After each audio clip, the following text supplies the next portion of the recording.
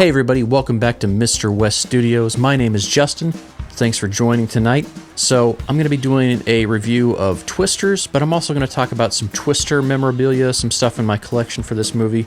Obviously, I love collecting things for pop culture, for movies. And a couple of years ago, for the 25th anniversary of Twister, I went down to Waukeeta, Oklahoma with my brother, my wife, and our friend Nick. And we celebrated that for our YouTube channel over at Strange Glow Video. So if you want to see some behind-the-scenes footage of the event down there, if you want to see some filming locations, go check that out over at the Strange Glow Video YouTube channel. It's all up there. But one of the items I got when I was down there for that anniversary was this replica censer. And it's a pretty cool item, actually. They kind of sell these and list them as a Christmas tree ornament, but for me, just as a collector, it's just going to go in my movie collection. Love the fact that this has a Pepsi can spinner on it and actually spins. Pretty cool item. And then they even have a little LED that lights up in it. So pretty cool item to have in the collection. Now that's not a perfect replica, but it's pretty nice to have. And if you're ever through Waukeeta, I would highly recommend stopping by and checking out the Twister Museum because they have so much cool stuff in there. They have a pinball machine that belonged to Bill Paxton that he donated to the museum. Tons of other stuff in there. They got one of the screen-used Dorothys on display. But really, when you think about Twister, I think, man, I've grown up in Tornado Alley. I've lived in Kansas City most of my life. Now, I've also lived a few other places, but I'm back here home in the Kansas City area. And, you know, right in Tornado Alley. And so understanding that that's fundamentally a part of, like, who I am and how I've grown up, I always think back to, before I saw Twister, I read the book Night of the Twisters in grade school. And got a 2004 copy of that book right here. It's just a classic. It's a super easy read, kind of aimed at a younger youth market. But it's a classic read, especially if you like storms, you live in Tornado Alley. So I've got that. I've also got the made-for-TV movie Night of the Twisters featuring Devon Sawa, and I believe this came out in 1996, so obviously when Twister was going big. There's also a movie called Tornado that features Ernie Hudson and Bruce Campbell in it that was also a made-for-TV movie, so, you know, like the storm movie craze was all the rage back in 96. And so I've got a copy of this. And of course, it's hard to forget out, you know, if you're collecting anything, like I collect VHS, so I've got a classic copy of Twister on VHS.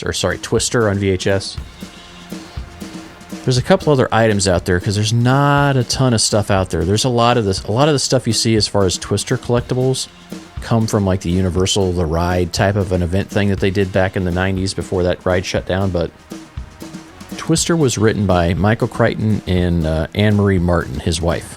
And obviously, if you're a reader, you probably know who Michael Crichton is, but, you know, he wrote the book for Jurassic Park and The Lost World Jurassic Park. So he wrote the script to this original movie with his wife, and they actually released a copy of that, and I've picked that up, I think I picked this up around the 25th anniversary of Twister, and these have actually gone way up in price and in value on eBay on the secondary market, so if you find a copy of this for, you know, under 20 bucks, I'd highly recommend you snagging it. You'll see how drastically different this first, you know, writing or pass at the script was compared to what they actually filmed and like character names and some of the settings. And then I've also got this book called Twister, The Making of Tornadoes and the Making of an Adventure Movie. Talks a lot about the science of tornadoes and like real storm chasers and real storm research for the first, I would say 2/3 of it. And then by the last third, you're kind of getting to understand like the movie aspects of it. Pretty cool item as well. Again, this item's gone up in value here in the last couple of years, especially since Twisters was announced and has released. And then you can't forget Cinefex. Who doesn't like Cinefex, right? If you're a film fan, Cinefex always had the behind-the-scenes items. So this issue was issue number 66, June 1996. It featured Dragonheart, Twister, and James and the Giant Peach, and is a must-have if you're a fan of the film Twister because it kind of gives you behind-the-scenes stuff that we didn't really get a making-of book for, which I would love to see now. So if you're looking for that, you can pick this up pretty cheap on eBay. I would say that these are going for anywhere between $10 and $20, maybe a little bit more if you get a perfect copy, a pristine copy. And got a copy of the new album on vinyl. So this is one of the online variants they released. Now, I'm not a huge country fan. This movie is all country, which I'm good with. I'm fine with that. Like, having a little variety never hurt anybody. And, obviously I think everyone's heard the Luke Combs song, Ain't No Lovin' Oklahoma. That's kind of been the big radio hit single to kind of tie into this movie. But my favorite piece in my Twisters collection, besides the Dorothy sensor replica, is my signed Laserdisc. So I bought a Laserdisc copy of the movie, and I love Laserdiscs just for getting autographs on, because there's so much real estate to get these things signed. So there's a lot of room on here. There's plenty of other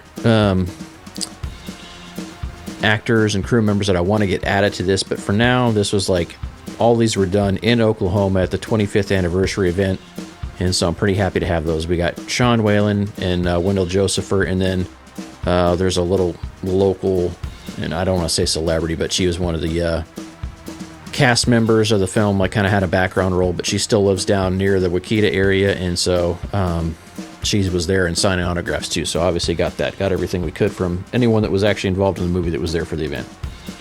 So yeah, that's a pretty cool item.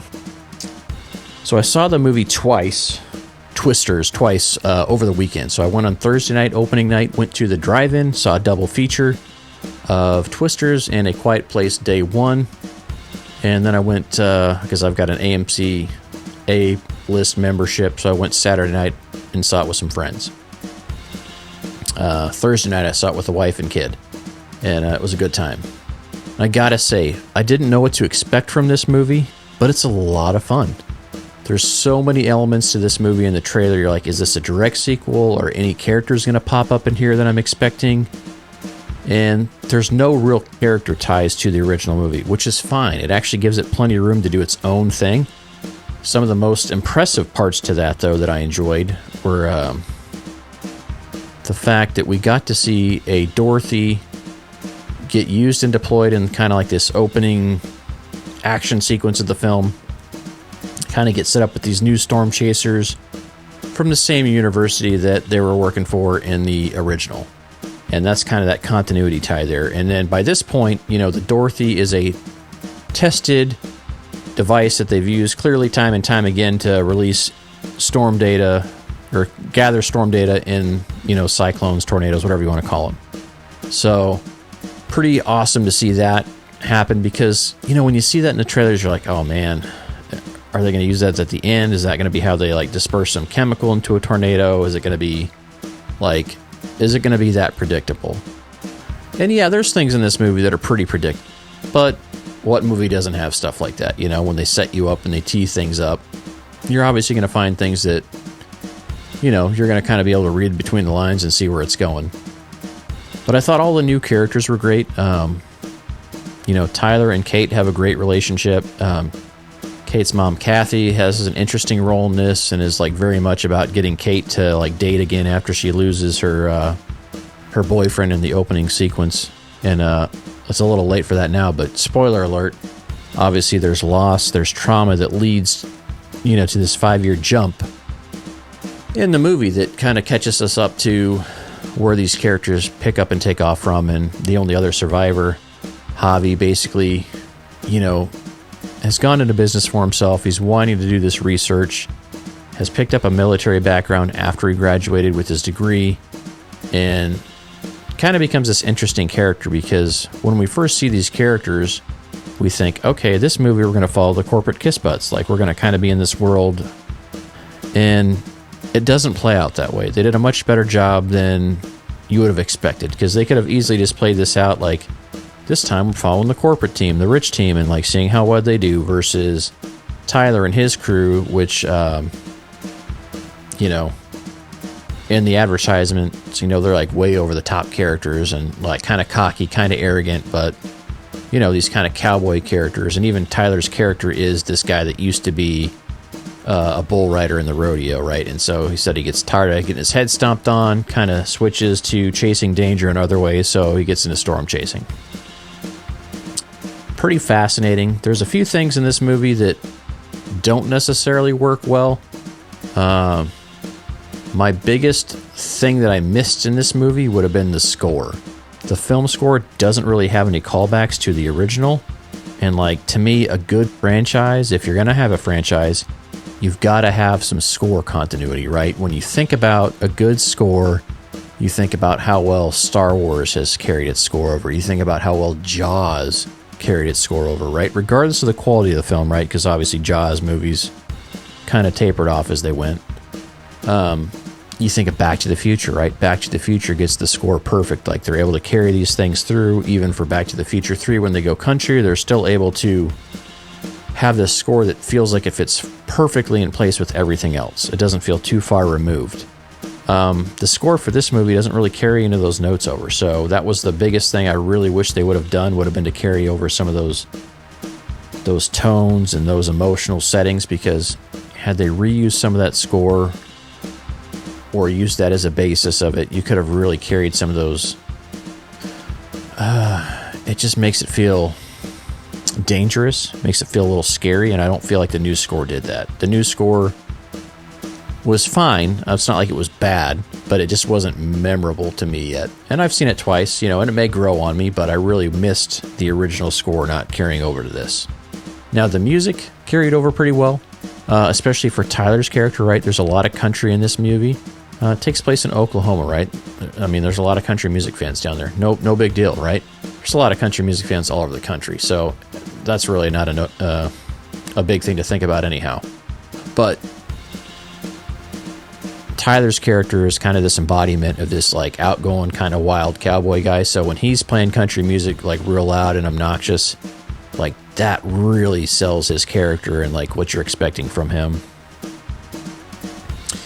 Then you have this interesting aspect between like Javi and Tyler that, right, we think Javi's this good guy and he has some inner turmoil and survivor's guilt that he's wrestling with, but he's also like helping this businessman take advantage of people after a tornado where they're doing anything they can to get money. So they're selling their property for cheap just to get out of there to rebuild, which, I mean, I guess for anybody, that's probably not a good idea to make when you're in a very fragile emotional state, and especially how they paint it in the movie.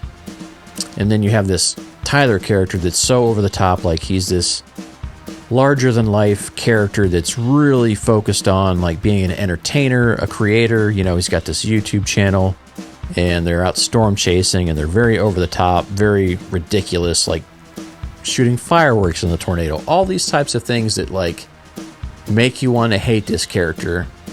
But then you realize like that this guy's just putting this show on, right? Is in his big story arc is that we learn about him. Like we learn that he cares about people, that he's doing this, and they're always helping people after storms, like his crew's making meals and giving them out and helping clean up from storm damage and things like that, even though he's doing all this like obnoxious shit on YouTube.